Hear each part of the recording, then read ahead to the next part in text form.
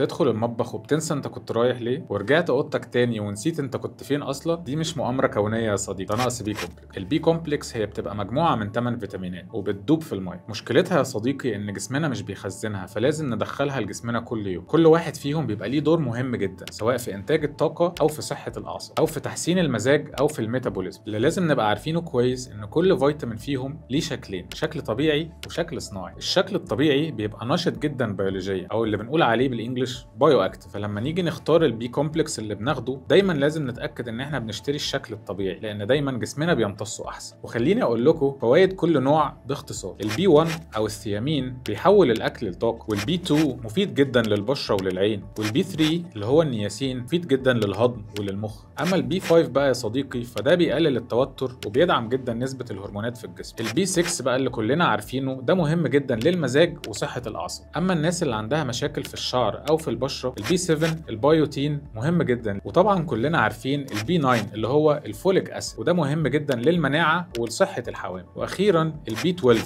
اللي مهم جدا لصحه الاعصاب في جسمنا وللدم. فلو حاسس بارهاق في جسمك او النسيان كتير وتركيزك ضعيف، او عندك اكتئاب وتوتر وتنميل في الاطراف، او عندك تقلبات في الشهيه وفي الهضم، لازم تراجع يا صديقي فيتامين بي فورا. شاركوني في الكومنتات انتوا جربتوا انهي نوع قبل كده، وهل حسيتوا بفرق كبير ولا لا.